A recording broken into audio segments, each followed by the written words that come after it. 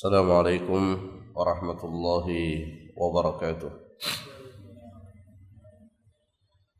إن الحمد لله نحمده ونستعينه ونستغفره ونعوذ بالله من شرور أنفسنا ومن سيئات أعمالنا. من يهده الله فلا مضل له ومن يضلله فلا هادي له. أشهد أن لا إله إلا الله وحده لا شريك له وأشهد أن محمدا عبده ورسوله. اللهم صل على محمد وعلى آله وصحابته ومن سار على نهجه واهتدى بهديه واستنى بسنته إلى يوم القيامة. يا أيها الذين آمنوا اتقوا الله حق تقاته ولا تموتن إلا وأنتم مسلمون. اللهم علمنا بما ينفعنا وانفعنا بما علمتنا وزدنا علما وتوفيقا والحقنا بالصالحين. أما بعد، معاشر المسلمين jamaah salat subuh rahimani wa rahimakumullah.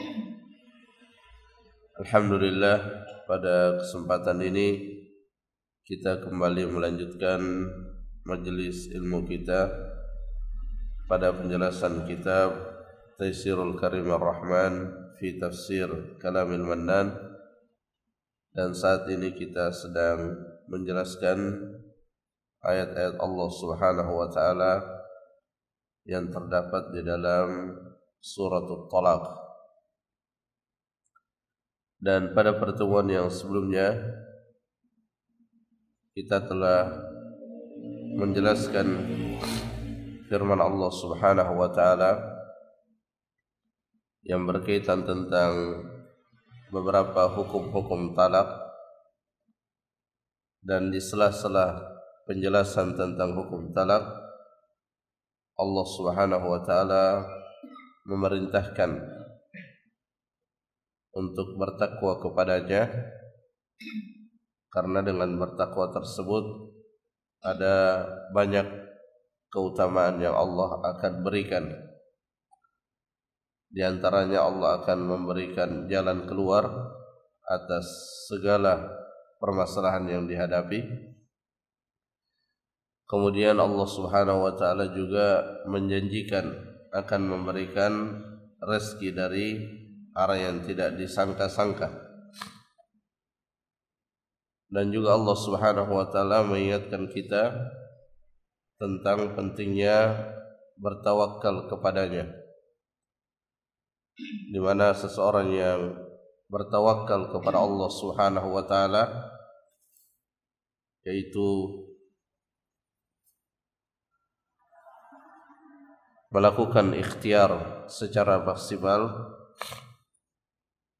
dan memasrahkan hasilnya kepada Allah Subhanahu wa taala, maka Allah yang akan mencukupi apa yang menjadi kebutuhan kita. Kemudian di bagian akhir daripada ayat tersebut Allah berfirman, qad ja'alallahu likulli syai'in qadra. Sungguh Allah Subhanahu wa taala telah menjadikan pada segala sesuatu takdir, ketentuan dan ketetapan. Artinya ketika kita mengusahakan sesuatu, ingin mencapai sesuatu, maka kita diperintahkan untuk bertawakal kepada Allah Subhanahu wa taala, dan juga diperintahkan untuk bersabar di dalam menanti fadilah dan keutamaan yang dijanjikan oleh Allah Subhanahu wa taala. Karena setiap sesuatu itu sudah ada takdirnya. Kapan akan terwujud itu sudah ditetapkan oleh Allah Subhanahu wa taala. Tugas kita hanya berikhtiar dan sabar di dalam menanti hasil dari apa yang kita ikhtiarkan. Kemudian pada ayat yang berikutnya Allah Subhanahu wa taala kembali menjelaskan hukum yang berkaitan tentang talak, yaitu berkaitan dengan masa iddah. Sudah kita jelaskan sebelumnya bahwa wanita yang ditalak itu memiliki kewajiban untuk beriddah. Beriddah maksudnya adalah menunggu untuk memberikan kesempatan bagi seorang suami yang mentalak ketika ingin rujuk kembali, maka dia bisa memanfaatkan masa iddah tersebut. Dan dijelaskan di dalam kitab-kitab fiqh bahwa wanita ketika masih dalam masa iddahnya, maka secara status dia masih berstatus sebagai istri dari yang mentalaknya selama talak itu belum sampai pada talak yang ketiga. Jadi talak 1, talak 2 dan masih dalam masa iddah, maka wanita tersebut statusnya adalah istri dari laki-laki yang mentalaknya. Sehingga ketika salah seorang di antara keduanya meninggal, maka mereka saling mewarisi, karena status keduanya masih suami istri. Nah, di ayat yang berikutnya, wallai ya'isna minal mahid min nisaikum in irtabtum fa'iddatuhunna 3 ashhur. Yang dijelaskan pertama kali di ayat ini adalah iddah bagi wanita-wanita yang telah ditalak dan sudah tidak haid lagi. Maka masa menantinya itu adalah 3 ashhur, menunggu selama 3 bulan.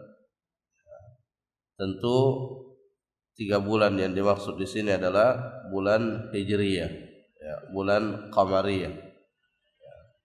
Dan semua hukum-hukum dalam syariat kita yang dikaitkan dengan waktu, terutama yang dikaitkan dengan bulan, maka hitungannya itu adalah hitungan bulan Qamariyah. Sama halnya dalam permasalahan zakat, di mana beberapa harta yang wajib dizakati itu disyaratkan ada haulnya, ada masa 1 tahun di mana nisab itu bertahan tanpa terkurangi. Maka yang menjadi patokan itu adalah Hijriyah dan bukan Syamsiyah Miladiyah. Wallai lam yahidna, dan juga beriddah selama 3 bulan adalah wanita-wanita yang ditalak oleh suaminya dan ia belum mencapai usia balik, artinya belum haid. Jadi di dalam salah satu pembahasan dalam fikih itu ada dibahas tentang menikahi wanita yang belum balik. Maka hal itu dibolehkan, tapi tentunya kebolehan mencampurinya itu ketika sudah balik. Adapun ketika belum balik maka belum boleh untuk dicampuri, tapi secara akad nikah itu sudah boleh dilakukan.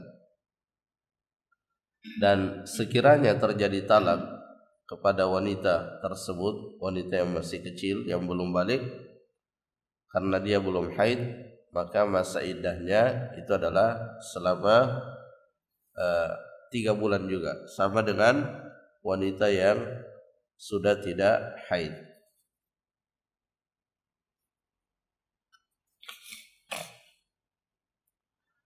Kemudian wallai lam yahidna wa ulatul ahmali ajaluhunna an yadhna hamlahun. Kemudian yang dijelaskan juga di dalam ayat ini itu adalah wanita-wanita yang ditalak dalam keadaan hamil. Wanita-wanita yang ditalak dalam keadaan hamil. Jadi boleh, boleh bagi seorang wanita itu ditalak meskipun dia dalam keadaan hamil. Yang tidak boleh itu adalah ditalak dalam keadaan haid atau ditalak dalam keadaan suci tetapi sudah dicampuri oleh suaminya. Adapun dalam keadaan hamil itu dibolehkan, dan masa iddahnya itu adalah sampai dia melahirkan, sampai wanita tersebut melahirkan. Bisa singkat dan bisa juga sangat panjang, tergantung di usia kehamilan keberapa wanita itu ditalak. Ya, ketika ditalak di akhir-akhir usia kehamilannya, maka iddahnya akan sangat singkat. Dan jenis wanita yang lain yang juga dijelaskan masa iddahnya itu disebutkan di dalam suratul Baqarah. Wanita yang selain dari yang 3 ya jenis yang tadi kita sebutkan, yang sudah tua tidak haid, kemudian yang belum haid iddahnya 3 bulan, kemudian yang hamil iddahnya sampai melahirkan. Di suratul Baqarah disebutkan wanita yang ditinggal wafat oleh suaminya, maka masa iddahnya itu adalah 4 bulan 10 hari. Wanita yang ditinggal wafat oleh suaminya iddahnya 4 bulan 10 hari. Apakah dia masih haid atau sudah tidak haid, maka iddahnya 4 bulan 10 hari. Kecuali kalau yang ditinggal wafat tersebut adalah wanita yang sedang hamil, maka iddahnya mengikut kepada iddah wanita yang hamil. Hal ini berdasarkan hadis yang disebutkan dalam Sahih Al-Bukhari, kisah tentang seorang sahabiat yang bernama Subai'ah Al-Aslamiyah, di mana dia ditinggal wafat oleh suaminya dan beberapa waktu kemudian dia melahirkan. Maka dia datang bertanya kepada Nabi sallallahu alaihi wasallam, apakah masih wajib beriddah 4 bulan 10 hari atau dia mengikut pada iddah wanita hamil? Maka Nabi sallallahu alaihi wasallam menetapkan bahwa dia mengikut pada iddah wanita hamil. Sehingga ini adalah nas yang menegaskan bahwa wanita yang ditinggal wafat oleh suaminya dalam keadaan ia sedang hamil, maka masa iddahnya itu adalah dengan ia melahirkan. Sedangkan wanita pada umumnya yang bukan ditinggal wafat, tidak sedang hamil, bukan wanita yang sudah tidak haid atau belum haid, selain daripada itu semua, maka masa iddahnya itu adalah 3 kali haid. Ya, masa iddahnya adalah 3 kali haid menurut pendapat sebagian ulama. Ada yang mengatakan juga 3 kali suci.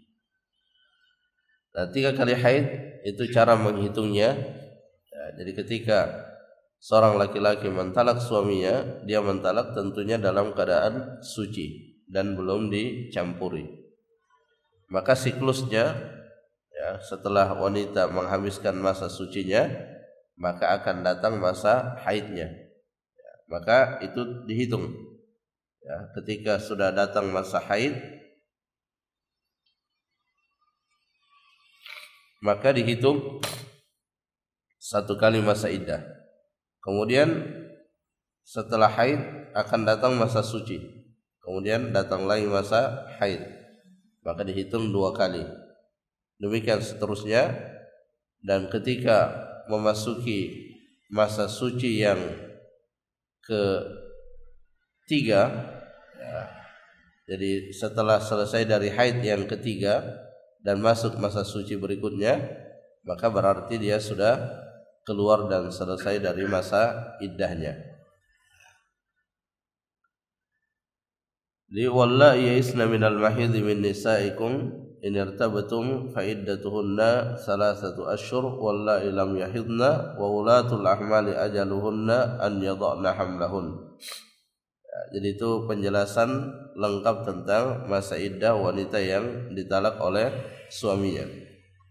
Kemudian di bagian akhir daripada ayat ini Allah Subhanahu wa taala kembali menjelaskan keutamaan orang yang bertakwa. Jadi kita diingatkan di dalam perkara talak ini agar selalu menjaga ketakwaan kepada Allah Subhanahu wa taala. Karena ketika ketakwaan tidak dihadirkan di dalam urusan talak, maka talak yang asalnya itu adalah solusi secara syar'i itu bisa menjadi sumber masalah yang lain. Dan kita lihat betapa banyak orang yang mentalak bukannya mendapatkan solusi, tapi justru semakin memperkeruh dan memperberat masalah yang dihadapi oleh kedua belah pihak. Karenanya di sini diperintahkan untuk selalu bertakwa kepada Allah Subhanahu wa taala. Wa may yattaqillaha yaj'al lahu min amrihi yusra. Siapa yang bertakwa kepada Allah, maka Allah Subhanahu wa taala akan menjadikan urusannya itu mudah. Jadi aturan-aturan yang berkaitan tentang talak, kita berusaha bagi orang yang terpaksa harus mengambil jalan ini, maka hendaknya dia berusaha untuk menegakkan ketentuan-ketentuan yang telah ditetapkan oleh Allah Subhanahu wa taala. Sini Syekh Sa'di rahimahullah berkata berkaitan dengan ayat ini, "Man ittaqallaha yassara lahul umura wa sahhala alaihi kulla asir." Siapa yang bertakwa kepada Allah Subhanahu wa taala, maka Allah akan memudahkan baginya segala urusan dan akan memberikan kemudahan terhadap kesulitan-kesulitan yang dihadapi. Dan salah satu kesulitan yang sangat mungkin terjadi itu ketika terjadi talak. Ketika terjadi talak, banyak kesulitan-kesulitan yang akan terjadi atau mungkin terjadi, baik pada pihak suami, demikian pula pada pihak istri. Bahkan jika telah memiliki anak keturunan, maka juga bisa kesulitan itu terjadi pada anak keturunannya. Allah Subhanahu wa taala menjelaskan bahwa salah satu asbab syar'iyyah, sebab-sebab syar'i yang bisa mengatasi permasalahan yang dihadapi disebabkan terjadinya talak, itu dengan menjaga ketakwaan kepada Allah Subhanahu wa taala. Jangan sampai karena sibuk dengan urusan talak lalu kemudian ibadah-ibadah terbengkalai. Salat 5 waktu dilalaikan, ditinggalkan atau diakhirkan, zikir-zikir tidak ditunaikan sebagaimana mestinya, ibadah-ibadah sunnah ditinggalkan karena tersibukkan dengan urusan itu. Jangan sampai terjadi yang demikian. Justru semakin kita sibuk dengan suatu urusan dunia, maka di sisi yang lain kita juga semakin memperkuat ibadah kita. Karena urusan dunia itu akan menjadi mudah kalau kita memperbaiki hubungan kita kepada Allah Subhanahu wa taala.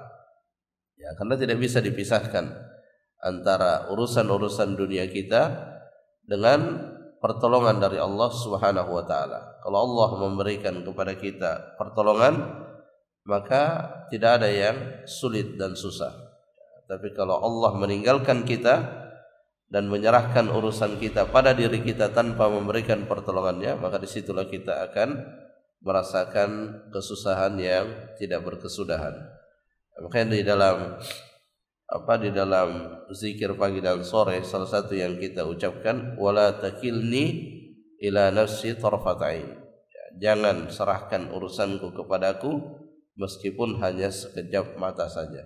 Kita selalu menyandarkan urusan-urusan kita kepada Allah Subhanahu wa taala. Kemudian di ayat berikutnya, dzalika amrullahi anzalahu ilaikum. Jadi hukum-hukum yang Allah Subhanahu wa taala telah jelaskan di ayat yang sebelumnya, yang Allah turunkan kepada kita semua, tentu tujuannya agar kita berjalan di atas hukum-hukum itu. Jadi aturan-aturan yang disebutkan oleh Allah Subhanahu wa taala di dalam Al-Qur'an, di dalam sunnah, tujuannya tidak lain agar kita berjalan di atas aturan-aturan tersebut. Dan berjalan di atas aturan-aturan itu adalah hakikat daripada ketakwaan kita kepada Allah Subhanahu wa taala. Jadi diulang-ulang tentang ketakwaan, maka hakikat daripada ketakwaan itu adalah dijelaskan di ayat ini, dzalika amrullahi anzalahu ilaikum. Itulah aturan-aturan Allah yang Allah telah turunkan, baik yang berkaitan dengan talak ataupun yang berkaitan dengan selain daripada talak. Maka orang yang bisa berjalan di atas aturan itu, maka itulah orang yang bertakwa. Dan Allah Subhanahu wa taala kembali menjelaskan manfaat fadilah yang akan didapatkan oleh orang-orang yang bertakwa. Wa may yattaqillaha yukaffir anhu sayyi'atihi. Siapa yang bertakwa kepada Allah Subhanahu wa taala, maka Allah Subhanahu wa taala akan menghapus darinya kesalahan-kesalahannya.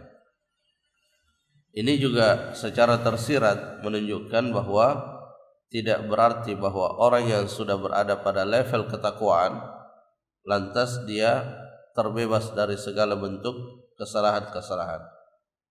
Kesalahan terjatuh di dalam dosa itu sesuatu yang tidak terhindarkan pada yang namanya manusia.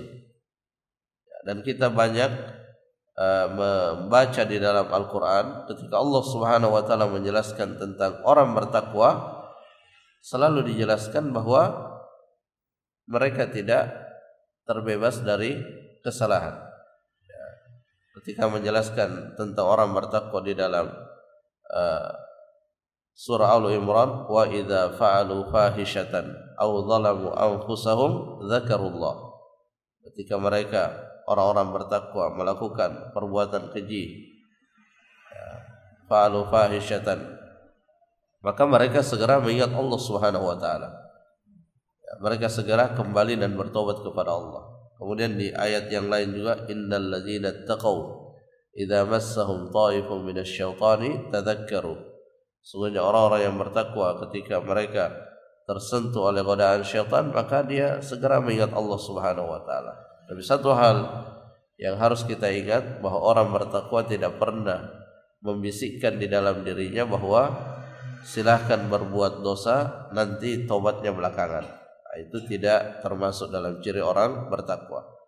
Jadi orang bertakwa itu adalah orang yang tergelincir tanpa dia merencanakan untuk melakukan sesuatu dengan alasan nanti akan bertobat,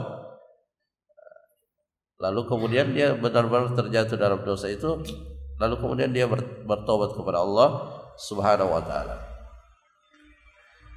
Di dalam hadis Nabi sallallahu alaihi wasallam juga, ittaqillaha haitsu ma kunta. Bertakwalah di mana saja engkau berada. Setelahnya, wa atbi sayyi'atal hasada tamhuha.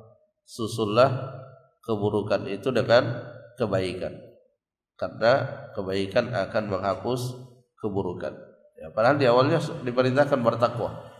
Jadi dia bertakwa di mana saja, itu tidak berarti dia terbebas dari kesalahan. Dia butuh hal-hal yang bisa menghapus kesalahannya. Dzalika amrullahi anzalahu ilaikum wa may yattaqillaha yukaffir anhu sayyi'atihi. Ya, itu yang pertama, itu yang akan didapatkan oleh orang yang bertakwa, dihapuskan kesalahan-kesalahannya. Nah, apa arti dihapuskan kesalahannya? Ya, salah satunya adalah dia dimudahkan untuk bertaubat kepada Allah Subhanahu wa taala. Dia dimudahkan untuk melakukan amalan-amalan yang menjadi penyebab terhapusnya kesalahan-kesalahan yang pernah dilakukannya. Wa yu'zim lahu ajra. Dan Allah Subhanahu wa taala akan memberikan kepadanya ganjaran yang besar.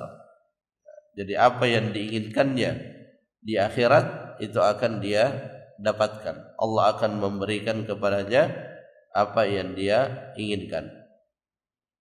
Makanya di sini Syekh Sa'di secara singkat mengatakan berkaitan dengan yukaffir anhu sayyiatihi wa yu'dhim lahu ajra.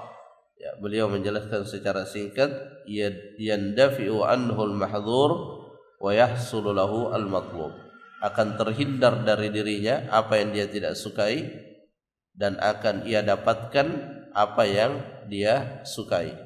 Itu di antara balasan yang secara khusus Allah sebutkan berkaitan dengan orang-orang yang bertakwa. Yukaffir anhu sayyiati wa yu'dhim lahu ajra.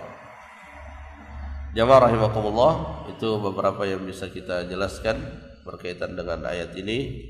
Insyaallah kita lanjutkan kembali penjelasan dari ayat berikutnya di pertemuan yang akan datang. Wallahu ta'ala a'lam bissawab. Subhanakallahumma rabbana wa bihamdik, asyhadu an la ilaha illa anta, astaghfiruka wa atubu ilaik. Assalamualaikum warahmatullahi wabarakatuh.